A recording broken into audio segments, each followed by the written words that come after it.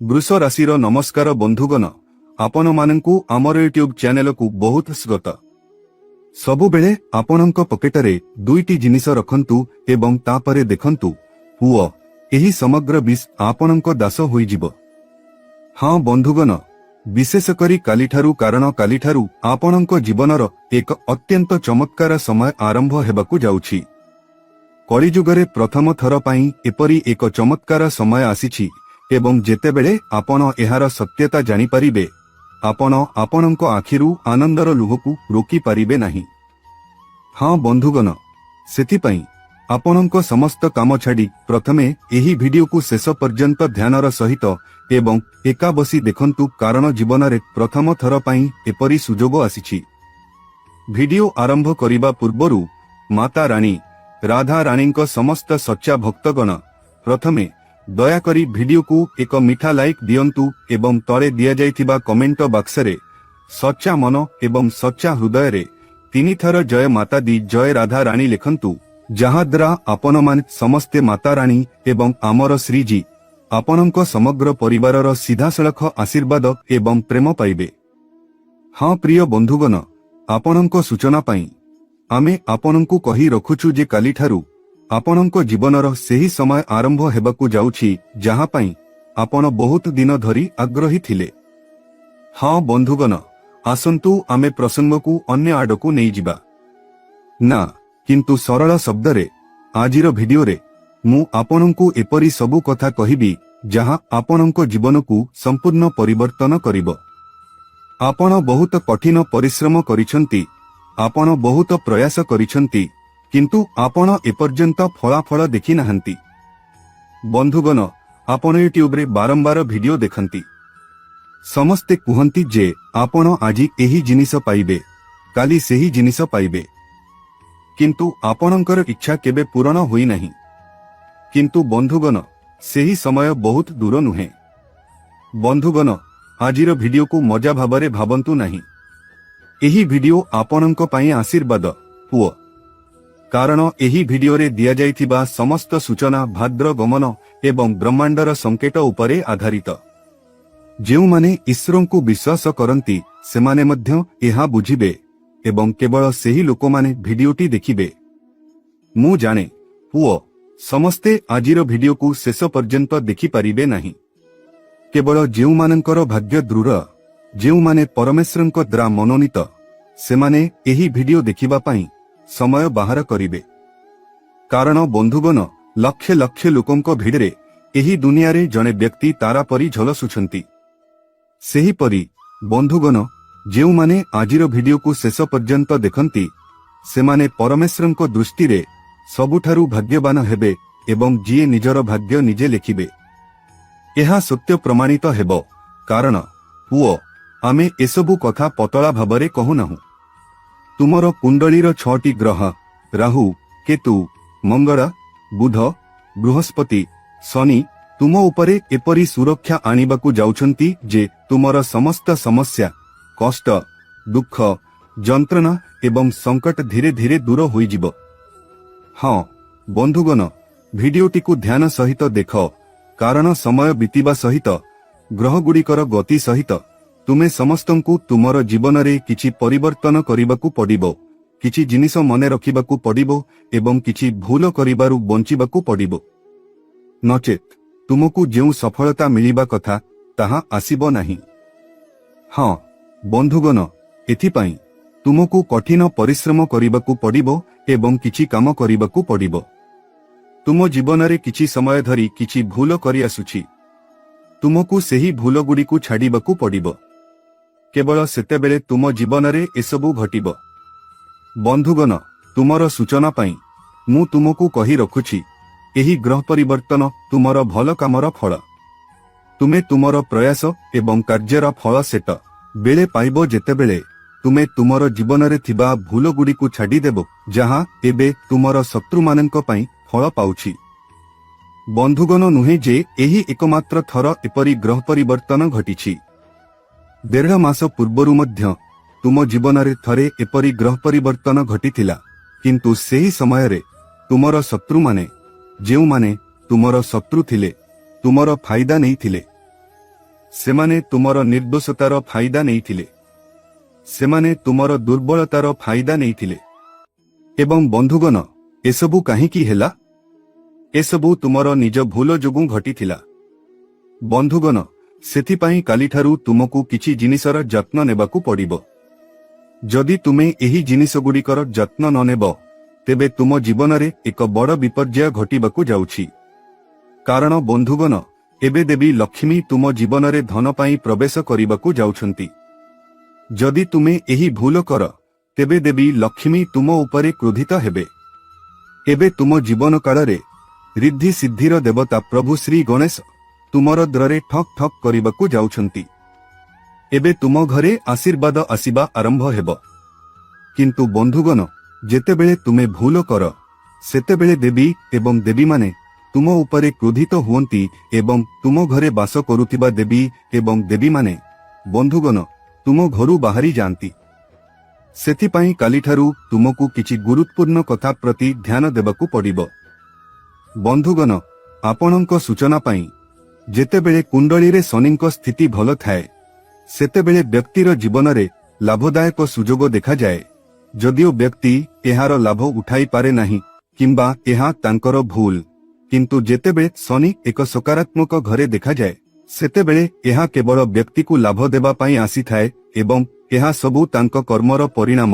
ହଁ ବନ୍ଧୁଗଣ, ଯେତେବେଳେ ଆମେ ଆମ ଜୀବନରେ ଭଲ କାମ କରୁ, କଠିନ ପରିଶ୍ରମ କରୁ ଏବଂ ସମସ୍ତଙ୍କ ପ୍ରତି ସକାରାତ୍ମକ ଭାବନା ରଖୁ, ଆମ ଭିତରେ କୌଣସି ଛଳନା ଏବଂ ଠକେଇର ଭାବନା ନ ରଖୁ, ସେତେବେଳେ ବନ୍ଧୁଗଣ, ଯେତେବେଳେ ଆମେ ଧର୍ମର ପଥ ଅନୁସରଣ କରୁ, ଯେତେବେଳେ ଆମେ ଈଶ୍ୱରଙ୍କ ପଥ ଅନୁସରଣ କରୁ, ସେତେବେଳେ ଆମର କର୍ମ ଭଲ ହେବା ଆରମ୍ଭ କରେ।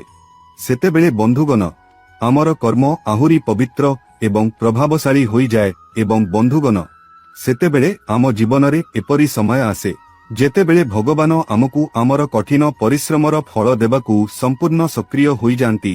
ଏବଂ ବନ୍ଧୁଗଣ, କାଲିଠାରୁ ଆପଣମାନଙ୍କ ସମସ୍ତଙ୍କ ଜୀବନରେ ମଧ୍ୟ ସମାନ କିଛି ଆସିବ।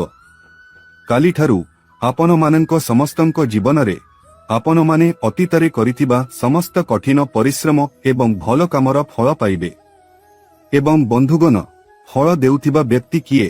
ସମଗ୍ର ବ୍ରହ୍ମାଣ୍ଡରେ ଥିବା 33 କୋଟି ଦେବୀ ଦେବତାଙ୍କ ମଧ୍ୟରେ ଏପରି ଜଣେ ଦେବତା ଅଛନ୍ତି ଯିଏ ଜଣେ ବ୍ୟକ୍ତିଙ୍କ କର୍ମ ଦେଖି ଫଳ ଦିଅନ୍ତି। ସେ ହେଉଛନ୍ତି କର୍ମର ଦେବତା ଭଗବାନ ଶନିଦେବ।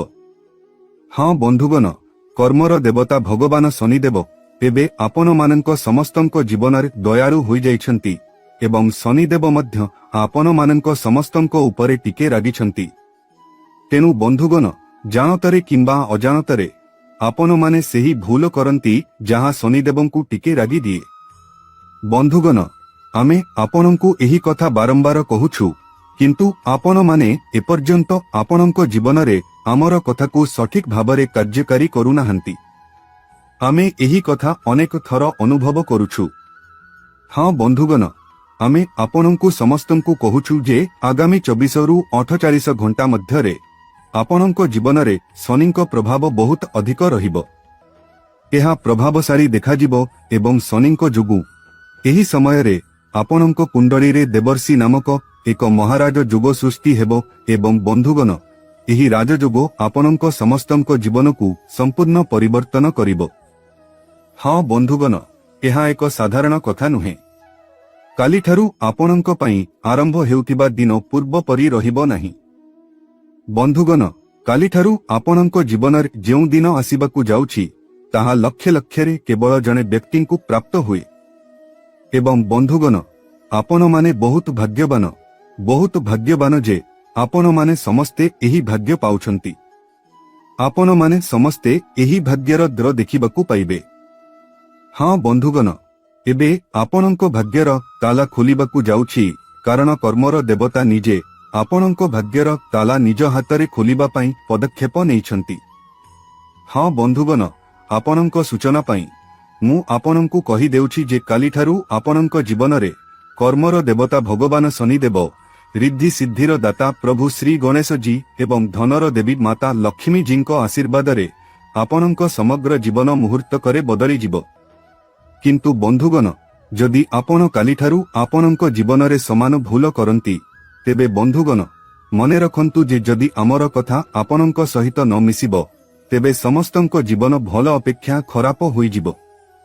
ଏହି ଶବ୍ଦଗୁଡ଼ିକ ଆପଣଙ୍କୁ ଟିକେ କଷ୍ଟ ଦେଇପାରେ, ଟିକେ ଖରାପ ଲାଗିପାରେ, କିନ୍ତୁ ବନ୍ଧୁଗଣ ଆମେ କେବଳ ଆପଣଙ୍କ ମନ ପରିବର୍ତ୍ତନ କରିବା ପାଇଁ କିଛି କହୁନାହୁଁ।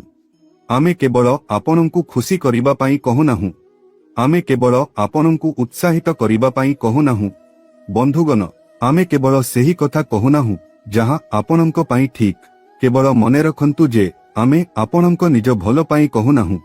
ବନ୍ଧୁଗଣ ଏବଂ ଯଦି ଆପଣ ଆମେ ଯାହା କହୁଛୁ ତାହା ପାଇଁ ତଥାପି ଖରାପ ଅନୁଭବ କରନ୍ତି ତେବେ ଆମେ ଏଥିପାଇଁ କ୍ଷମା ପ୍ରାର୍ଥନା କରୁଛୁ, କିନ୍ତୁ ଆମେ ସର୍ବଦା ଆପଣଙ୍କୁ ସତ୍ୟ କହୁଛୁ।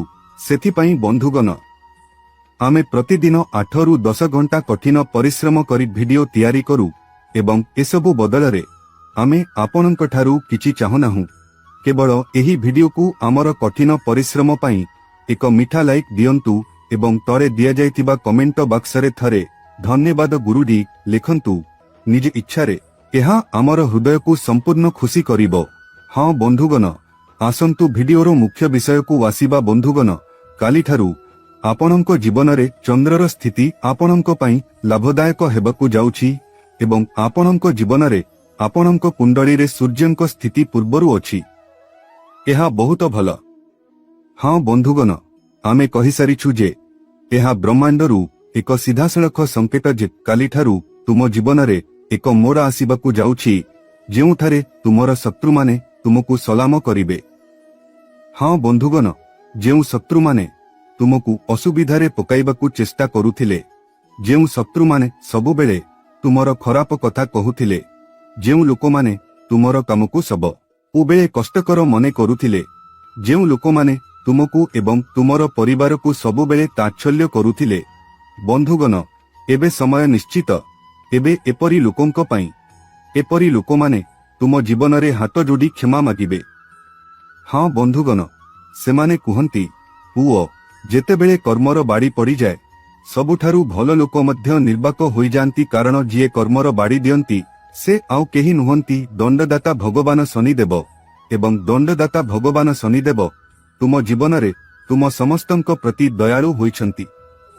ଏବେ କର୍ମର ଦେବତା ଭଗବାନ ଶନିଦେବ ତୁମକୁ ତୁମର ଭଲ କର୍ମର ଫଳ ଦେବାକୁ ଯାଉଛନ୍ତି ଏବଂ ତୁମର ଶତ୍ରୁମାନଙ୍କୁ ମଧ୍ୟ ଦଣ୍ଡ ଦେବାକୁ ଯାଉଛନ୍ତି। ତେଣୁ ପୁଅ ଆଗାମୀ 24 ରୁ 48 ଘଣ୍ଟା ମଧ୍ୟରେ ତୁମ ଜୀବନରେ ଏହି 3ଟି ଉପଚାର କର। ଆମେ ତୁମକୁ ସେହି ଉପଚାର ବିଷୟରେ ପରେ ବିସ୍ତାର ଭାବରେ କହିବୁ। ତେଣୁ ପୁଅ ଭିଡିଓଟି ଦେଖ, ଟିକେ ବି ଅନଦେଖା କର ନାହିଁ। ଯଦି ତୁମେ ଅନଦେଖା କର ତେବେ ଅଧାପନ୍ତରିଆ ଜ୍ଞାନ ତୁମ ଜୀବନରେ ଆହୁରି କ୍ଷତିକାରକ। ବନ୍ଧୁଗଣ ତୁମେ ସବୁବେଳେ ଏହି କଥା ମନେ ରଖିବା ଉଚିତ।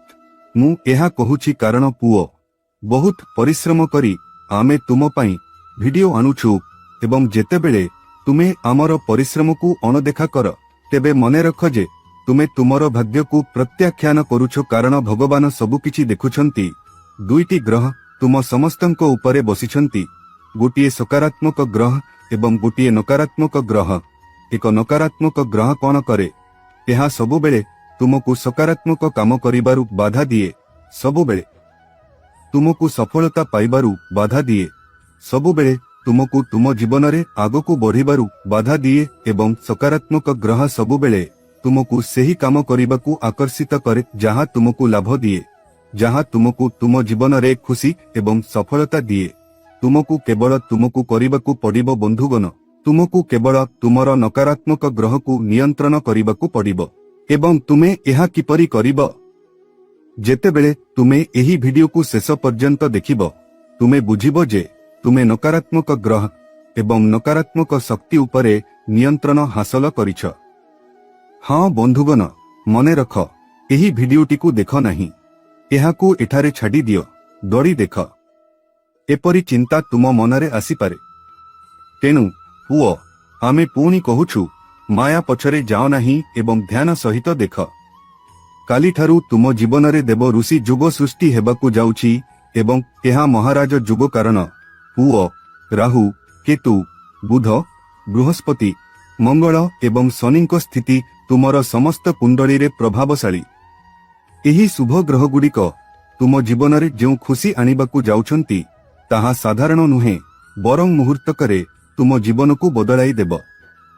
हाँ बंधुगण, काली ठारू तुमर भाग्य घोड़ा अपेक्षा द्रुत गति दौड़ाकू जाउछि। काली ठारू तुमे जेउठाकू जीव तुमे सफलतार पताका उड़ाइब। हाँ बंधुगण, काली ठारू तुम समस्तंक जीवन रे एक परिवर्तन आसिबाकू जाउछि, जहा पाई तुमे बहुत दिन धरी अपेक्षा करिथिल। पुओ, गत 5 वर्ष मध्यरे तुमे जहा पाइना हो ताहा काली ठारू आगामी 48 रु 72 घंटा मध्यरे पाइबा आरंभ करिब। तुम जीवन रे एही 3टी भूल कर, भूलरे मध्य कर नहीं। हाँ बंधुगण, सर्वशेषरे सेही 3टी भूल कौन जहा तुमे अतीतरे करिछ एवं एबे भूलरे मध्य सेही भूल करिबा उचित नुहे।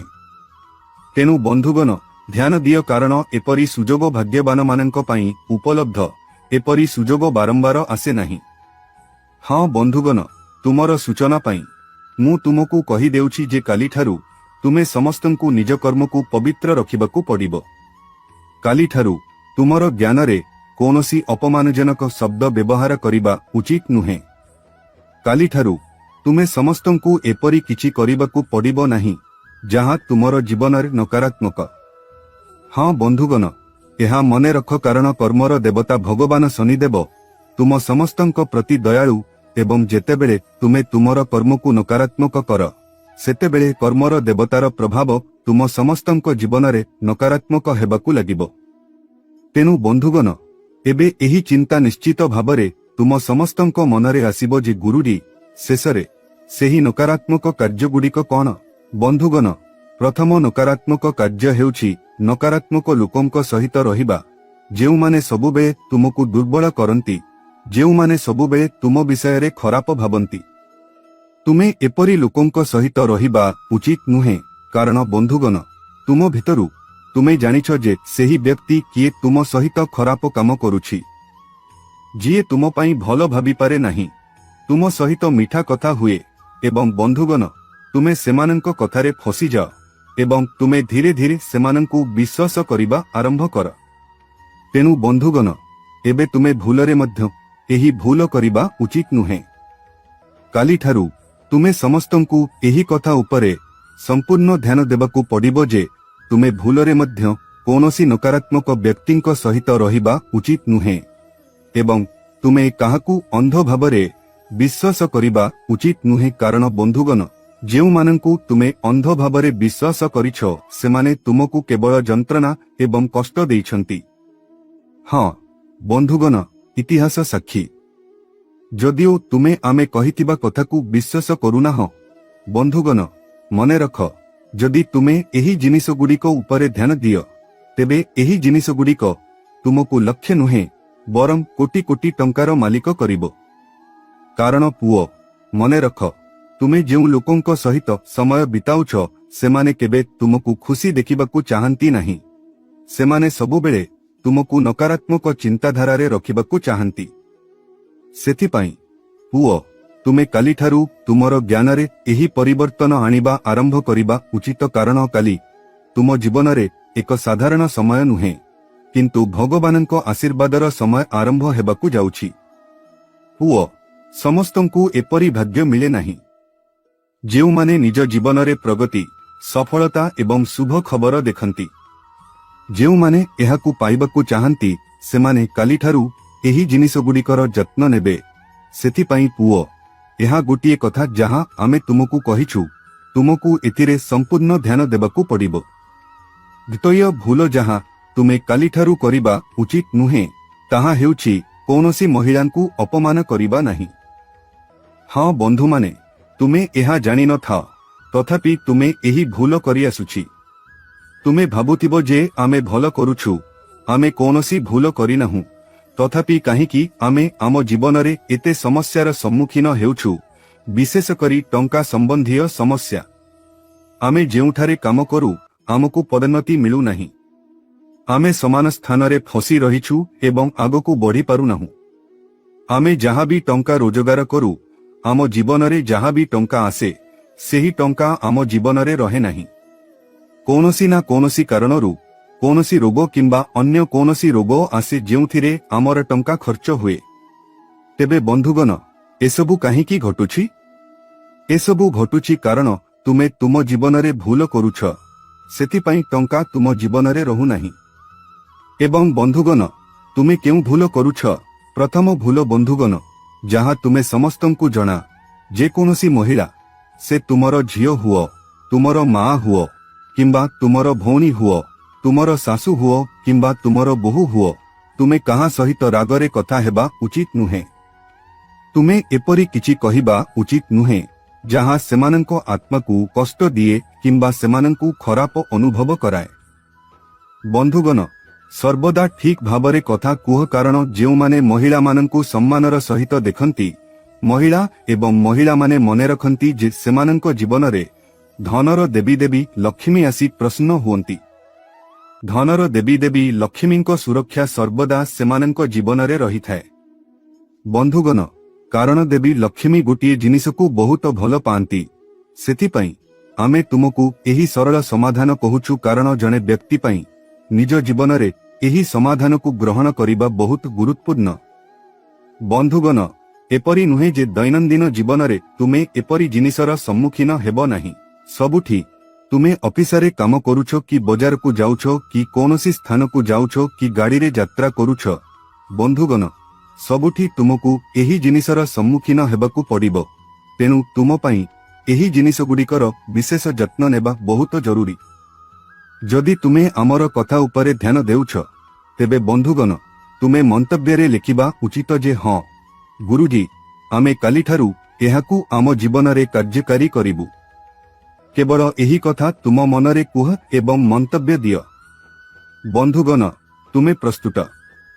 ମନେ ରଖ ଯେ ତୁମର ମନ୍ତବ୍ୟ ଏକ ସଂକଳ୍ପ ଭାବରେ ବିବେଚିତ ହେବ ଏବଂ ତୁମ ଚାରିପାଖରେ ସକାରାତ୍ମକ ଶକ୍ତି ଭାବରେ ଘୂରିବ।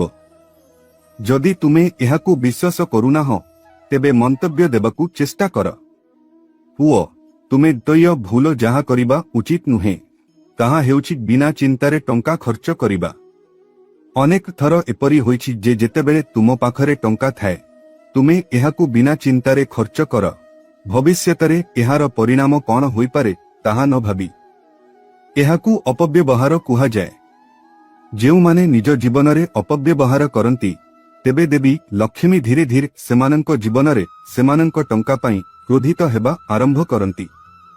ହଁ ବନ୍ଧୁଗଣ, ଯଦି ତୁମେ ଟଙ୍କା ରୋଜଗାର କରିବା ପାଇଁ କଠିନ ପରିଶ୍ରମ କରି ଅର୍ଜନ କରିଛ, ତେବେ ଏହାକୁ ସମ୍ମାନ ସହିତ ଖର୍ଚ୍ଚ କର। ଏହାର ଯତ୍ନ ନିଅ। ଏହାକୁ ସମ୍ମାନ କରିବା ତୁମର ଧର୍ମ, ତୁମର କର୍ତ୍ତବ୍ୟ, କାରଣ ଟଙ୍କା ଦେବୀ ଲକ୍ଷ୍ମୀ ବ୍ୟତୀତ ଅନ୍ୟ କାହା ସହିତ ଜଡ଼ିତ ନୁହେଁ। ତେଣୁ ପୁଅ, ତୁମେ ତୁମ ଜୀବନରେ ଏହି ଭୁଲ କରିବା ଉଚିତ ନୁହେଁ। କାଲିଠାରୁ ତୁମେ ତୁମର ଜୀବନରେ ଏହି ଉନ୍ନତି ଆଣିବା ଉଚିତ, ତାହା 10, 100 କିମ୍ବା 000 ଟଙ୍କା ହେଉ। ଏହାକୁ ସଠିକ୍ ସ୍ଥାନରେ ଖର୍ଚ୍ଚ କର। କେବଳ ଯେଉଁଠାରେ ଏହାର ଆବଶ୍ୟକତା ଅଛି ସେଠାରେ ଖର୍ଚ୍ଚ କର। ଏବେ ଆମେ ଏଠାରେ କହୁନାହୁଁ ଯେ ତୁମକୁ ତୁମର ହବି ତ୍ୟାଗ କରିବାକୁ ପଡ଼ିବ, ବରଂ ବନ୍ଧୁମାନେ ନିଜକୁ ପଚାର ଯେ ଏହା ଠିକ୍ କି? ଯଦି ତୁମ ହୃଦୟରୁ ଏକ ସ୍ର ଆସେ ହଁ ଏହା ଠିକ୍, ତେବେ ତୁମେ ସେହି ଜିନିଷରେ ଖର୍ଚ୍ଚ କରିବା ଉଚିତ। ଏହା ସହିତ ଦେବୀ ଲକ୍ଷ୍ମୀ ସର୍ବଦା ତୁମ ପ୍ରତି ଦୟାଳୁ ହେବେ ଏବଂ ତୁମର ଖୁସିରେ ସର୍ବଦା ତୁମକୁ ସମର୍ଥନ କରିବେ। ହଁ ବନ୍ଧୁମାନେ, ଏବଂ ତୃତୀୟ ଭୁଲ ଯାହା ବନ୍ଧୁମାନେ, କାଲିଠାରୁ ଭୁଲରେ ମଧ୍ୟ ଈଶ୍ୱରଙ୍କ ସଂକେତଗୁଡ଼ିକୁ ଅଣଦେଖା କରିବା। ହଁ ପୁଅ, ତୁମ ଜୀବନରେ ଅନେକ ଥର ଈଶ୍ୱର ତୁମକୁ କିଛି ଦେବାକୁ ଚାହାନ୍ତି ଏବଂ ସଂକେତ ମାଧ୍ୟମରେ ତୁମକୁ ଏକ ବାର୍ତ୍ତା ଦିଅନ୍ତି, କିନ୍ତୁ ତୁମେ ସେହି ସଂକେତଗୁଡ଼ିକୁ ଅଣଦେଖା କର। ସେଥିପାଇଁ ପୁଅ, କାଲିଠାରୁ ତୁମେ ସମସ୍ତଙ୍କୁ ତୁମ ଜୀବନରେ ଏହି ଗୋଟିଏ ଜିନିଷ ଗ୍ରହଣ କରିବାକୁ ପଡ଼ିବ। ତୁମେ ଯେକୌଣସି ସଂକେତ ଦେଖୁଛ, ତୁମେ ଯେଉଁ ସଂକେତ ପାଇଛ ତାକୁ ବୁଝି ନିଜ ଜୀବନରେ ପ୍ରୟୋଗ କରିବାକୁ ପଡ଼ିବ। ଯେତେବେଳେ ତୁମେ ଏହା କରିବା ଆରମ୍ଭ କରିବ, ପୁଅ, ବୁଝ ଯେ ତୁମ ଜୀବନ ଖୁସି ଏବଂ ସଫଳତାରେ ପରିପୂର୍ଣ୍ଣ ହେବ। ମୁଁ ଜାଣେ ପୁଅ, କାଲିଠାରୁ ତୁମେ କେଉଁ ସଂକେତ ପାଇବ, ତେଣୁ ସେଗୁଡ଼ିକୁ ଅଣଦେଖା କର ନାହିଁ। ବନ୍ଧୁଗଣ, ତୁମର ସୂଚନା ପାଇଁ ଆମେ ତୁମକୁ କହିଦେଉଛୁ ଯେ ତୁମର କୁଣ୍ଡଳୀରେ ରାହୁ, କେତୁ, ଶୁକ୍ର ଶନି ଏବଂ ବୁଧଙ୍କ ସ୍ଥିତି ବହୁତ ପ୍ରଭାବଶାଳୀ। ତେଣୁ ଏପରି ସଂକେତ ପାଇବା ଏକ ବଡ଼ କଥା ନୁହେଁ, ବରଂ ଏକ ସାଧାରଣ କଥା। ଯଦି ତୁମେ ଏହି ସଂକେତଗୁଡ଼ିକ ପାଉଛ, ପୁଅ, ବୁଝ ଯେ ତୁମ ଜୀବନରେ ସକାରାତ୍ମକ ଫଳାଫଳ ଆସିବାକୁ ଯାଉଛି। ଏବେ ତୁମ ଜୀବନରେ ପରିବର୍ତ୍ତନ ହେବାକୁ ଯାଉଛି। ଏବେ ତୁମ ଜୀବନରେ ଖୁସି ଆସିବାକୁ ଯାଉଛି। ଏବଂ ଗୁରୁତ୍ୱପୂର୍ଣ୍ଣ କଥା ହେଉଛି, ତୁମେ କୌଣସି ଭୁଲ କରିବା ଉଚିତ ନୁହେଁ। ହଁ ବନ୍ଧୁଗଣ, ତେଣୁ ଭିଡିଓଟିକୁ ଧ୍ୟାନପୂର୍ବକ ଦେଖନ୍ତୁ। ଆଗାମୀ 24 ରୁ 48 ଘଣ୍ଟା ମଧ୍ୟରେ ଯଦି ଆପଣଙ୍କ ଜୀବନରେ କୌଣସି ମହିଳା ଆପଣଙ୍କ ପାଖକୁ ଆସି ଆପଣଙ୍କୁ କିଛି କୁହନ୍ତି, ଯଦି ସେ ସାହାଯ୍ୟ ମାଗେ, ଯଦି ସେ ଠିକଣା ମାଗେ, ତେବେ ବନ୍ଧୁଗଣ, ଆପଣ ତାଙ୍କୁ ଆଦୌ ଅଣଦେଖା କରିବା ଉଚିତ ନୁହେଁ। ଯଦି କୌଣସି ମହିଳା ବୁଲୁଥିବା ଅବସ୍ଥାରେ ଆସି ଆପଣଙ୍କୁ କୌଣସି ସ୍ଥାନର ଠିକଣା ମାଗେ, ପୁଅ, ତାଙ୍କୁ ଅଣଦେଖା କର ନାହିଁ ଏବଂ ଆଗକୁ ବଢ଼। ଅନେକ ସମୟରେ ଲୋକମାନେ ତାଙ୍କୁ ଦେଖିବା ମାତ୍ରେ ଅଣଦେଖା କରି ଆଗକୁ ବଢ଼ିବାର ଭୁଲ କରନ୍ତି, ଆଶା କରି ଯେ ଅନ୍ୟ କେହି ସେମାନଙ୍କୁ କହିବେ। କିନ୍ତୁ ପୁଅ, ସେହି ମହିଳା ଅନ୍ୟ କେହି ନୁହେଁ ବରଂ ଧନର ଦେବୀ ଦେବୀ ଲକ୍ଷ୍ମୀ ହୋଇପାରନ୍ତି, ଯିଏ ଆପଣଙ୍କ ଭାଗ୍ୟକୁ ଉନ୍ନତ କରିବାକୁ ଆସିଛନ୍ତି ଏବଂ ଆପଣ ତାଙ୍କୁ ଅନ୍ୟ କାହା ପାଖକୁ ପଠାନ୍ତି। ଏହି କାରଣ, ଏହି ଭୁଲ ଯୋଗୁଁ ଦେବୀ ଲକ୍ଷ୍ମୀ ଅନ୍ୟ କାହା ଘରକୁ ଯାଆନ୍ତି। ହଁ ପୁଅ, ଏବେ ଆପଣଙ୍କୁ ଆପଣଙ୍କ ଜୀବନରେ ଏହି ଭୁଲକୁ ସଂଶୋଧନ କରିବାକୁ ପଡ଼ିବ। ଆପଣଙ୍କୁ ଏହି ସଂକେତଗୁଡ଼ିକୁ ବୁଝିବାକୁ ପଡ଼ିବ। ଏହା ଏକ ସଂକେତ ଯେ ଦେବୀ ଲକ୍ଷ୍ମୀ ଆପଣଙ୍କ ଉପରେ ପ୍ରସନ୍ନ ଅଛନ୍ତି ଏବଂ ଏବେ ସମସ୍ତଙ୍କ ଜୀବନକୁ ପରିବର୍ତ୍ତନ କରିବାକୁ ଚାହୁଁଛନ୍ତି। ସେଥିପାଇଁ ପୁଅ, ସେହି ସମୟରେ ଆପଣଙ୍କୁ ଯାହା କରିବାକୁ ପଡ଼ିବ ତାହା ହେଉଛି ଅଟକି ତାଙ୍କୁ ସଠିକ ଦିଗରେ ନିର୍ଦ୍ଦେଶ କରିବା। ଯଦି ଆପଣ ଜାଣିଛନ୍ତି, ତେବେ ତାଙ୍କୁ କୁହନ୍ତୁ। ଯଦି ତୁମେ ଜାଣିନାହଁ, ତେବେ ତାକୁ କୁହ ଯେ ତୁମେ ପରେ ଅନ୍ୟ କାହାକୁ ପଚାରିପାରିବ। ଆମେ ଏହି ସ୍ଥାନରେ ନୂଆ ଅଛୁ କିମ୍ବା ଆମେ ସଠିକ ସ୍ଥାନ ଜାଣିନାହୁଁ। ହଁ ବନ୍ଧୁଗଣ, ତୁମକୁ କେବଳ ତୁମର କାର୍ଯ୍ୟ ଅନୁସାରେ ବଞ୍ଚିବାକୁ ପଡ଼ିବ। ଈଶ୍ୱର ଆମ ଭିତରେ କ'ଣ ଦେଖନ୍ତି? ଈଶ୍ୱର ଆମର ଭାବନା, ଆମର ଭକ୍ତି, ଆମର ବ୍ୟକ୍ତିତ୍ୱ, ଆମର ଆଚରଣ ଦେଖନ୍ତି। ହଁ ପୁଅ, ଏହା ତୁମର ଏକମାତ୍ର ଗୁଣ, ତୁମର ଏହି ଆଚରଣ ଈଶ୍ୱରଙ୍କୁ ତୁମ ସମସ୍ତଙ୍କ ଆଡ଼କୁ ଆକର୍ଷିତ କରେ। ହଁ ପୁଅ, ସେଥିପାଇଁ କାଲିଠାରୁ ତୁମକୁ ଏହି ଗୋଟିଏ ସଂକେତ ମନେ ରଖିବାକୁ ପଡ଼ିବ। ଦ୍ୱିତୀୟ ସଂକେତ ହେଉଛି, ଯଦି ତୁମେ ତୁମର ଶରୀରରେ କମ୍ପନ ଦେଖୁଛ। କେତେବେଳେ ଏପରି ହୁଏ ଯେ ଶରୀରର ଡାହାଣ ଗୋଡ଼ ଫୁଲିଯାଏ, ଡାହାଣ ଆଖି ଝାଉଁଳିଯାଏ କିମ୍ବା ଶରୀରରେ ଥିବା ହଂସର ଆପେ ଆପେ ଠିଆ ହୋଇଯାଏ। ଅନେକ ସମୟରେ ଏହା ହୁଏ ବନ୍ଧୁଗଣ, ଯଦି ତୁମେ ଚେୟାରରେ ବସିଛ ଏବଂ ଉଠିବା ସମୟରେ ତୁମର ହାତର ହଂସର ଆପେ ଆପେ ଦିଗ ପରିବର୍ତ୍ତନ କରେ। ଯଦି ତୁମର ହାତ ସ୍ୱୟଂଚାଳିତ ଭାବରେ ଠିଆ ହେବାକୁ ଲାଗେ, ତେବେ ବନ୍ଧୁଗଣ, ଏହା ଏକ ସ୍ପଷ୍ଟ ସଂକେତ ଯେ ଭଗବାନ ତୁମକୁ ତୁମ ଜୀବନ କାଳରେ କିଛି ବର ଦେବାକୁ ଯାଉଛନ୍ତି। ତେଣୁ ଏହାକୁ ଅଣଦେଖା କର ନାହିଁ। ଏହାକୁ ସାଧାରଣ ଭାବିବାର ଭୁଲ କର ନାହିଁ। ସେହି ଦିନକୁ ଅନ୍ୟ କୌଣସି ଦିନ ଭଳି ଭାବିବାର ଭୁଲ କର ନାହିଁ। କାରଣ ପୁଅ, ସେହି ଦିନ ତୁମ ପାଇଁ ଏକ ସାଧାରଣ ଦିନ ନୁହେଁ, କିନ୍ତୁ ଏହା ଏକ ଚମତ୍କାର ଦିନ ହେବାକୁ ଯାଉଛି। ସେହି ସମୟରେ ତୁମକୁ କେବଳ ତୁମର ମନକୁ ସ୍ଥିର କରିବାକୁ ପଡ଼ିବ। ହଁ ବନ୍ଧୁଗଣ, ତୁମର ମନକୁ ସ୍ଥିର କରି, ଆଖି ବନ୍ଦ କରି, ପୂର୍ବ ଦିଗକୁ ମୁହଁ କରି ତୁମକୁ ଭଗବାନଙ୍କୁ ସ୍ମରଣ କରିବାକୁ ପଡ଼ିବ। ଭଗବାନ ଯାହା ଅଛନ୍ତି, ଯେକୌଣସି ଦେବତା ଅଛନ୍ତି, ତୁମକୁ ତୁମର ମୁହଁରେ ତୁମର ପ୍ରିୟ ଦେବତାର ନାମ ନେବାକୁ ପଡ଼ିବ। ବ୍ରହ୍ମାଣ୍ଡର ଦିବ୍ୟ ଶକ୍ତି 33 କୋଟି ଦେବତା ତୁମ ଆଡ଼କୁ ଆକର୍ଷିତ ହେବେ। ତୁମ ମନରେ କେବଳ ଏହି କଥା କୁହ, ହେ ପ୍ରଭୁ, ହେ ପ୍ରଭୁଗଣଙ୍କ ପ୍ରଭୁ, ହେ କଳିଯୁଗର ରାଜା, ଆମେ ତୁମର ଆଶୀର୍ବାଦ ଗ୍ରହଣ କରୁ। ତାପରେ ତୁମେ ଦେଖିବ ପୁଅ, ତୁମର ସେହି ଦିନ ଅନ୍ୟ କୌଣସି ଦିନ ପରି ହେବ ନାହିଁ। ତୁମେ ଯାହା ଚାହୁଁଛ, ସେହି ଦିନ ତୁମେ ତାହା ପାଇବ। ତୁମେ ଯାହା ଚାହୁଁଛ, ସେହି ଜିନିଷଟି ଧୀରେ ଧୀରେ ତୁମକୁ ନିଜ ଆଡ଼କୁ ଟାଣିବା ଆରମ୍ଭ କରିବ। ହଁ ପୁଅ, ଏବଂ କାଲିଠାରୁ ତୁମେ ଏହି ଦ୍ୱୟ ସଂକେତକୁ ମଧ୍ୟ ଅଣଦେଖା କରିବା ଉଚିତ ନୁହେଁ। ତେଣୁ ବନ୍ଧୁଗଣ, ତୁମେ ସ୍ୱପ୍ନ ମାଧ୍ୟମରେ ଏହି ତୃତୀୟ ସଂକେତ ପାଇପାରିବ। ଯଦି ତୁମେ ଏପରି କିଛି ସ୍ୱପ୍ନ ଦେଖ, ଯଦି ତୁମେ ଅନୁଭବ କର ଯେ ତୁମର ଜୀବନ ବଦଳି ଯାଇଛି, ତୁମ ଜୀବନରେ ସବୁକିଛି ଆସିଛି, ଧନ ଗାଡ଼ି ବଙ୍ଗଳା ଟଙ୍କା ତେବେ ପୁଅ ଏହାକୁ ମଜା ଭାବରେ ନିଅ ନାହିଁ। ଅନେକ ଲୋକ କୁହନ୍ତି ଯେ ଏହା ଏକ ସ୍ୱପ୍ନ, ଏହା ସତ୍ୟ ନୁହେଁ, କିନ୍ତୁ ସେମାନେ ଭୁଲି ଯାଆନ୍ତି ଯେ ସ୍ୱପ୍ନ କାହିଁକି ଆସେ, ଆମ ଜୀବନରେ କାହିଁକି କିଛି ଖୁସି ଅଛି, ସେ ସବୁ ପଛରେ କ'ଣ ରହସ୍ୟ ଅଛି। ଏହି ସବୁ ପଛରେ ଥିବା ରହସ୍ୟ ହେଉଛି ଯେ ପରମେଶ୍ୱର ତୁମକୁ ସଂକେତ ଦିଅନ୍ତି, ତୁମ ଜୀବନରେ କେଉଁ ଖୁସି ଆସିବାକୁ ଯାଉଛି ସେ ବିଷୟରେ ସ୍ୱପ୍ନ ଦେଖାନ୍ତି। ଆଉ ପୁଅ, କାଲିଠାରୁ ଯଦି ତୁମର ସ୍ୱପ୍ନରେ ତୁମେ ଅନୁଭବ କରୁଛ ଯେ ତୁମର ଜୀବନ ବଦଳି ଯାଇଛି, ତୁମେ ଜଣେ ମହାନ ବ୍ୟକ୍ତି ହୋଇଛ, ତୁମ ଜୀବନରେ ସବୁକିଛି ଆସିଯାଇଛି, ଧନ ଗାଡ଼ି ବଙ୍ଗଳା ଟଙ୍କା ପ୍ରେମ, ତେବେ ପୁଅ ସକାଳେ ଉଠିବା ମାତ୍ରେ ତୁମର ଦୁଇ ହାତ ପାପୁଲିକୁ ଦେଖ ଏବଂ ତାପରେ ଏହି ମନ୍ତ୍ରଗୁଡ଼ିକ ନମଃ ଶିବାୟ, ଅନ ହନୁମନ୍ତେ ନମଃ, ଅନଶସ ନମଃ, ଭୂର୍ଭୁବ ସ୍ୱାହା ଅତି କମରେ 11ରୁ 108 ଥର ଜପ କର, ଭଗବାନଙ୍କୁ ସ୍ମରଣ କର ଏବଂ ତାପରେ ହିଁ ବିଛଣାରୁ ପାଦ ତଳକୁ ରଖ। ଯେତେବେଳେ ତୁମେ ଏହା କରିବ, ତେବେ ପୁଅ ବୁଝ ଯେ ସେହି ଦିନଠାରୁ ତୁମର ସ୍ୱପ୍ନ ଶେଷ ହୋଇଯିବ। ତୁମର କଥିତ କଥା ଧୀରେ ଧୀରେ ତୁମର ଭାଗ୍ୟ ପୃଷ୍ଠାରେ ଏକ ରେଖା ହେବା ଆରମ୍ଭ କରିବ ଏବଂ ତୁମର ସ୍ୱପ୍ନ ସତ ହେବ। କିନ୍ତୁ ପୁଅ, କାଲିଠାରୁ ତୁମର ଜୀବନରେ ଗ୍ରହ ପରିବର୍ତ୍ତନ ଅନୁସାରେ ତୁମକୁ ତୁମର ଜୀବନରେ ଆଉ ଏକ ପରିବର୍ତ୍ତନ କରିବାକୁ ପଡ଼ିବ। ଯେପରି ଆମେ ଭିଡିଓର ଆରମ୍ଭରେ ତୁମକୁ କହିଥିଲୁ, କିଛି ପାଇବା ପାଇଁ ତୁମକୁ କିଛି ହରାଇବାକୁ ପଡ଼ିବ। ଯେତେବେଳେ ଗ୍ରହ ପରିବର୍ତ୍ତନର ସମୟ ଭଲ ଥାଏ, ସେତେବେଳେ ଜଣେ ବ୍ୟକ୍ତି ପାଇଁ ନିଜ ଜୀବନରେ କିଛି ପରିବର୍ତ୍ତନ କରିବା ବହୁତ ଗୁରୁତ୍ୱପୂର୍ଣ୍ଣ। ଯେଉଁ ବ୍ୟକ୍ତି ସମୟ ସହିତ ନିଜକୁ ବଦଳାଏ ନାହିଁ, ସେ ବ୍ୟକ୍ତି ଧୀରେ ଧୀରେ ଜୀବନରେ ପଛରେ ପଡ଼ିଯାଏ ଏବଂ ଯେଉଁ ବ୍ୟକ୍ତି ସମୟ ସହିତ ନିଜକୁ ବଦଳାଏ, ସେ ବ୍ୟକ୍ତି ନିଜ ଜୀବନରେ ସବୁକିଛି ପାଇବା ଆରମ୍ଭ କରେ, ଧନ ଗାଡ଼ି ବଙ୍ଗଳା ଟଙ୍କା ପ୍ରେମ, ସମଗ୍ର ବିଷ୍ ତା ହାତରେ। ତେଣୁ ବନ୍ଧୁଗଣ, ଜଣେ ବ୍ୟକ୍ତି ଯାହା ଚାହିଁବ ସେ ସବୁକିଛି ପାଇବା ଆରମ୍ଭ କରେ। ତେଣୁ ପୁଅ, କାଲିଠାରୁ ତୁମକୁ ସବୁବେଳେ ଦୁଇଟି ଜିନିଷ ନିଜ ପକେଟରେ ରଖିବାକୁ ପଡ଼ିବ। ଶେଷରେ ସେହି ଦୁଇଟି ଜିନିଷ କ'ଣ ଏବଂ କାହିଁକି, କାଲିଠାରୁ ତୁମକୁ ସେହି ଜିନିଷଗୁଡ଼ିକୁ ନିଜ ପକେଟରେ ରଖିବାକୁ ପଡ଼ିବ। ଆମେ ଭିଡିଓରେ ତୁମକୁ ଏହି ସବୁ ବିସ୍ତାର ଭାବରେ ବୁଝାଇବୁ।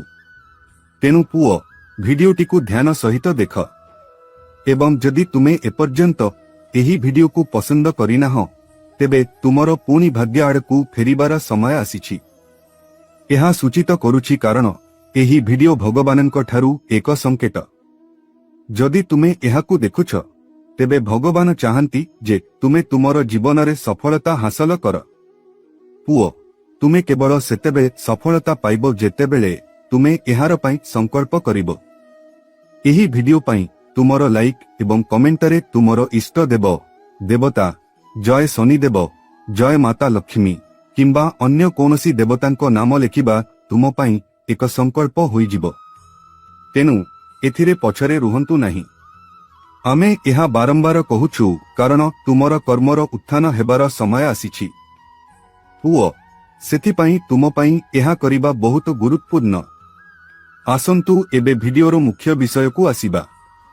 ଯେପରି ଆମେ ଭିଡିଓର ଆରମ୍ଭରେ କହିଥିଲୁ, କାଲିଠାରୁ ତୁମକୁ ଜୀବନସାରା ତୁମର ପକେଟରେ ଦୁଇଟି ଜିନିଷ ରଖିବାକୁ ପଡ଼ିବ। ତୁମକୁ ସେଗୁଡ଼ିକୁ କାହିଁକି ରଖିବାକୁ ପଡ଼ିବ? କାରଣ ପୁଅ, ତୁମର କୁଣ୍ଡଳୀରେ ସୃଷ୍ଟି ହୋଇଥିବା ଗ୍ରହର ଗମନ, ତୁମର କୁଣ୍ଡଳୀରେ ସୃଷ୍ଟି ହୋଇଥିବା ଦେବର୍ଷି ମହାରାଜ ଯୋଗ ତୁମର ଜୀବନରେ କୌଣସି ଛୋଟ ଚମତ୍କାର ଆଣିବ ନାହିଁ, ବରଂ କଳିଯୁଗର ସବୁଠାରୁ ବଡ଼ ଚମତ୍କାର। ଏହା ତୁମର କୁଣ୍ଡଳୀରେ ଏକ ସଞ୍ଜୀବନୀ ସୋଧି ପରି କାମ କରିବ, ଯାହା ତୁମର ଜୀବନକୁ ଏକ ନୂତନ ଜୀବନ ଦେବ। ହଁ ପୁଅ, କାରଣ ଏହି ସମୟ ତୁମର କୁଣ୍ଡଳୀରେ ଶୁଭ। ରାହୁ, କେତୁ, ବୁଧ, ବୃହସ୍ପତି ଏବଂ ଶନିଙ୍କ ସ୍ଥିତି ମଧ୍ୟ ତୁମ ପାଇଁ ବହୁତ ପ୍ରଭାବଶାଳୀ। ତେଣୁ ପୁଅ, କାଲିଠାରୁ ତୁମକୁ ସେହି ଦୁଇଟି ଜିନିଷ ନିଜ ପକେଟରେ ରଖିବାକୁ ପଡ଼ିବ। ତାହା ଜାଣିବା ପାଇଁ ଭିଡିଓଟିକୁ ଧ୍ୟାନ ସହିତ ଦେଖନ୍ତୁ।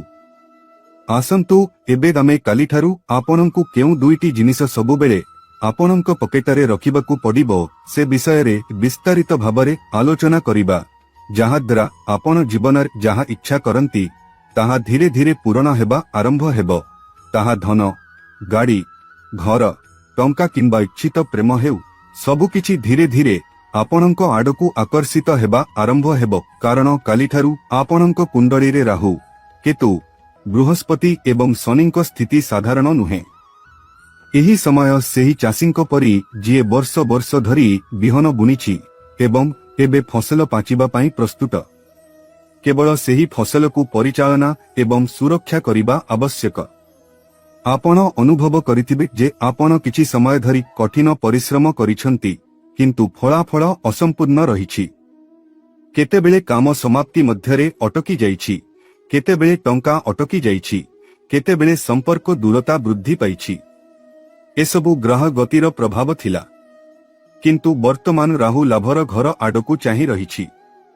ବୃହସ୍ପତି ଆପଣଙ୍କ ଭାଗ୍ୟକୁ ସମର୍ଥନ କରୁଛନ୍ତି ଏବଂ ଶନି ଧୀରେ ଧୀରେ ଆପଣଙ୍କ କାର୍ଯ୍ୟର ଭଲ ଫଳାଫଳ ଫେରାଇବାକୁ ପ୍ରସ୍ତୁତ ହେଉଛନ୍ତି। ଏପରି ସମୟରେ ଯଦି ଆପଣ ଦୁଇଟି ସରଳ ଜିନିଷ ନିଜ ପାଖରେ ରଖନ୍ତି, ତେବେ ଏହି ଗ୍ରହ ପରିବହନ ଆପଣଙ୍କ ପାଇଁ ଆଶ୍ଚର୍ଯ୍ୟଜନକ କାମ କରିପାରିବ। ପ୍ରଥମ ଜିନିଷ ହେଉଛି ଏକ ଛୋଟ ସମ୍ପୂର୍ଣ୍ଣ ଧାନ ଚାଉଳ ଏବଂ ଦ୍ୱିତୀୟ ଜିନିଷ ହେଉଛି ଏକ ସମ୍ପୂର୍ଣ୍ଣ କଳା କଞ୍ଚା କିମ୍ବା ଏକ ଛୋଟ ସବୁଜ କଞ୍ଚା। ଏହି ଦୁଇଟି ଘରୋଇ ଜିନିଷ ସରଳ, କିନ୍ତୁ ଏଗୁଡ଼ିକ ଗଭୀର ଶକ୍ତି ଧାରଣ କରେ। ଚାଉଳକୁ ବୃହସ୍ପତି ଏବଂ ଚନ୍ଦ୍ରର ପବିତ୍ରତାର ପ୍ରତୀକ ଭାବରେ ବିବେଚନା କରାଯାଏ। ଏହା ସ୍ଥିରତା, ସମୃଦ୍ଧି ଏବଂ ଶାନ୍ତିକୁ ଆକର୍ଷିତ କରେ। କଞ୍ଚା ଶୁକ୍ର ଏବଂ ରାହୁଙ୍କୁ ସନ୍ତୁଳିତ କରେ, ଧୀରେ ଧୀରେ ଆକର୍ଷଣ, ସମ୍ମାନ ଏବଂ ଧନ ପ୍ରବାହକୁ ବୃଦ୍ଧି କରେ। ଯେତେବେଳେ ବୃହସ୍ପତି, ଶନି ଏବଂ ରାହୁ ଏକତ୍ର ପ୍ରଭାବଶାଳୀ ହୁଅନ୍ତି, ଏହି ଦୁଇଟି ଜିନିଷ ରଖିବା ବହୁତ ଲାଭଦାୟକ ବୋଲି ବିବେଚନା କରାଯାଏ। ଏବେ ପଦ୍ଧତିଟିକୁ ବୁଝନ୍ତୁ, କାରଣ ପଦ୍ଧତି ବିନା କିଛି କରାଯାଇପାରିବ ନାହିଁ। ଏହା ସମ୍ପୂର୍ଣ୍ଣ କାମ କରେ ନାହିଁ। କାଲି ସକାଳେ ଉଠି ଆପଣଙ୍କ ମନକୁ ଶାନ୍ତ କରିବା ପାଇଁ ଆପଣଙ୍କ ହାତ ଏବଂ ମୁହଁ ଧୋଇ ଦିଅନ୍ତୁ। ତାପରେ ଏକ ଛୋଟ ସଫା ଧଳା କିମ୍ବା ହାଲୁକା ହଳଦିଆ କପଡ଼ା ନିଅନ୍ତୁ ଏବଂ ସେଥିରେ ଚାଉଳର ଏକ ଦାନା ଏବଂ ଏକ କଞ୍ଚା ମାଛ ରଖନ୍ତୁ। କପଡ଼ାଟିକୁ ହାଲୁକା ଭାବରେ ମୋଡ଼ି ଏକ ଛୋଟ ଗଣ୍ଠି ତିଆରି କରନ୍ତୁ। ଏହାକୁ ବାନ୍ଧିବା ସମୟରେ ନିଜକୁ କୁହନ୍ତୁ, ମୋ ଜୀବନରେ ଯାହା ଅଟକି ରହିଛି ତାହା ଧୀରେ ଧୀରେ ଖୋଲିବା ଉଚିତ। ଆଉ କୌଣସି ମନ୍ତ୍ର କିମ୍ବା ଦେଖାଣିଆ ନୁହେଁ, କେବଳ ହୃଦୟରୁ ସତ୍ୟ ଶବ୍ଦ ବାହାର କରନ୍ତୁ। ଏହାପରେ ସେହି ଛୋଟ ଗଣ୍ଠିଟିକୁ ଆପଣଙ୍କ ପର୍ସ, ପକେଟ କିମ୍ବା ବ୍ୟାଗରେ ରଖନ୍ତୁ। ଏହାକୁ ଭୂଇଁରେ ପଡ଼ିବାକୁ ନ ଦେବା ପାଇଁ ସତର୍କ ରୁହନ୍ତୁ ଏବଂ ଆପଣ ଯାହା ରଖିଛନ୍ତି ତାହା କାହାକୁ ଦେଖାନ୍ତୁ ନାହିଁ। ଏହା ଆପଣଙ୍କ ବ୍ୟକ୍ତିଗତ ଶକ୍ତିର ଏକ ଅଂଶ ହୋଇଯିବ। ଯେତେବେଳେ ଆପଣ ଘରୁ ବାହାରକୁ ଯାଆନ୍ତି, କାମ କରିବାକୁ ଯାଆନ୍ତି କିମ୍ବା କାହାକୁ ଭେଟିବାକୁ ଯାଆନ୍ତି, ଏହି ଛୋଟ ଜିନିଷଟି ଆପଣଙ୍କ ସହିତ ରହିବ ଏବଂ ଧୀରେ ଧୀରେ ଗ୍ରହର ସକାରାତ୍ମକ ତରଙ୍ଗକୁ ଆକର୍ଷିତ କରିବ। କିନ୍ତୁ ଆପଣଙ୍କୁ ଏହା ସହିତ କିଛି ନିୟମ ପାଳନ କରିବାକୁ ପଡ଼ିବ। ପ୍ରଥମେ, ଏହାକୁ ରଖିବା ସମୟରେ ଆପଣଙ୍କ ମନରେ ନକାରାତ୍ମକ ଚିନ୍ତାଧାରା ରଖନ୍ତୁ ନାହିଁ। ଯଦି ଆପଣ କ୍ରୋଧ, ଈର୍ଷା କିମ୍ବା ପ୍ରତିଶୋଧ ଅନୁଭବ କରନ୍ତି, ତେବେ ଏହାର ପ୍ରଭାବ ହ୍ରାସ ପାଇବ। ଦ୍ୱିତୀୟତଃ, ଅଭାବଗ୍ରସ୍ତ କାହାକୁ ଅପମାନିତ କରନ୍ତୁ ନାହିଁ। ଏହା ଶନି ଦେବଙ୍କ ସମୟ ଏବଂ ଶନି ଅପମାନ ଶୀଘ୍ର ଧରି ନିଅନ୍ତି। ତୃତୀୟତଃ, ଆପଣଙ୍କ କାମରେ ଅସାବଧାନ ହୁଅନ୍ତୁ ନାହିଁ। ଏହି ବସ୍ତୁ ଆପଣଙ୍କୁ ଏକ ସୁଯୋଗ ଦେବ, କିନ୍ତୁ ଆପଣଙ୍କୁ ନିଜେ କାମ କରିବାକୁ ପଡ଼ିବ। ଚତୁର୍ଥତଃ, ମଦ୍ୟପାନ କିମ୍ବା ନିଶାଦ୍ରବ୍ୟକୁ ପକେଟରେ ରଖି ପ୍ରଭାବ ପକାଇବେ ନାହିଁ। ଏହା ଶକ୍ତିକୁ ଦୁର୍ବଳ କରିଦିଏ। ଏବେ ଏହାର ପ୍ରଭାବ ବୁଝନ୍ତୁ। ହଠାତ୍ ଏକ ଦ୍ୱାର ଖୋଲିଯିବ। ଏକ ପୁରୁଣା ସମ୍ପର୍କ ପୁନଃ ସକ୍ରିୟ ହେବ। ଟଙ୍କା ଧୀରେ ଧୀରେ ଭିତରକୁ ଆସିବା ଆରମ୍ଭ କରିବ। ଘରେ ଶାନ୍ତି ବିକଶିତ ହେବ ଏବଂ ସବୁଠାରୁ ଗୁରୁତ୍ୱପୂର୍ଣ୍ଣ କଥା ହେଉଛି ଆପଣଙ୍କର ଆତ୍ମବିଶ୍ୱାସ ଫେରି ଆସିବ। କେତେବେଳେ ପ୍ରକୃତ ଚମତ୍କାର ବାହାରେ ନୁହେଁ, ଭିତରେ ଘଟେ। ଯେତେବେଳେ ମନ ଦୃଢ଼ ଥାଏ, ସେତେବେଳେ ହିଁ ଗ୍ରହମାନେ ଏହାକୁ ସମର୍ଥନ କରନ୍ତି। ଏବେ ଶେଷରେ କାଲିଠାରୁ ଆପଣଙ୍କୁ ପ୍ରତିଦିନ ପାଠ କରିବାକୁ ଥିବା ମନ୍ତ୍ର ଶୁଣନ୍ତୁ। ଏହି ମନ୍ତ୍ର ବୃହସ୍ପତି, ଶନି ଏବଂ ରାହୁଙ୍କ ସନ୍ତୁଳନକୁ ମଜବୁତ କରିବ। ଯେତେବେଳେ ଆପଣ ସମୟ ପାଇବେ, ସକାଳ କିମ୍ବା ସନ୍ଧ୍ୟାରେ ଚୁପଚାପ ବସି 11 ଥର ଜପ କରନ୍ତୁ, ନମୋ ଭଗବତେ ବାସୁଦେବାୟ ଷ୍ଟାରାୟ ନମଃ। ପ୍ରଥମେ ଭଗବାନ ହରିଙ୍କୁ ସ୍ମରଣ କରନ୍ତୁ, ତାପରେ ଶନିଦେବଙ୍କ ନାମ ନିଅନ୍ତୁ। ଏହାକୁ ପାଠ କରିବା ସମୟରେ ଆଖି ବନ୍ଦ କରି କଳ୍ପନା କରନ୍ତୁ ଯେ ଆପଣଙ୍କ ଜୀବନରୁ ବାଧାବିଘ୍ନ ଦୂର ହେଉଛି ଏବଂ ପଥ ଖୋଲି ଯାଉଛି। ଏହି ମନ୍ତ୍ର ଯାଦୁ ନୁହେଁ, କିନ୍ତୁ ଏହା ମନ ଏବଂ ଗ୍ରହ ଉଭୟକୁ ଦିଗଦର୍ଶନ ଦିଏ। କାଲିଠାରୁ କେବଳ ଏହି ଦୁଇଟି ଜିନିଷ ଆପଣଙ୍କ ପାଖରେ ରଖନ୍ତୁ ଏବଂ ଭକ୍ତିର ସହିତ ଏହି ମନ୍ତ୍ର ଜପ କରନ୍ତୁ। ଧୀରେ ଧୀରେ ଆପଣ ଅନୁଭବ କରିବେ ଯେ ସମୟ ପରିବର୍ତ୍ତନ ହେଉଛି। ଦୂର ମନେ ହେଉଥିବା ଜିନିଷଗୁଡ଼ିକ ନିକଟତର ହେବାକୁ ଆରମ୍ଭ କରିବ ଏବଂ ଆପଣଙ୍କ ହୃଦୟରେ ଚାପି ରଖିଥିବା ଇଚ୍ଛାଗୁଡ଼ିକ ମଧ୍ୟ ଜାଗ୍ରତ ହେବା ଆରମ୍ଭ କରିବ। ଆମେ ଆଶା କରୁଛୁ ଯେ ଆପଣଙ୍କୁ ସୂଚନା ପସନ୍ଦ ଆସିଥିବ। ଆମେ ଆପଣଙ୍କୁ ନୂତନ ଭିଡିଓରେ ପୁଣି ଭେଟିବୁ। ସେ ପର୍ଯ୍ୟନ୍ତ ସମସ୍ତଙ୍କୁ ଧନ୍ୟବାଦ।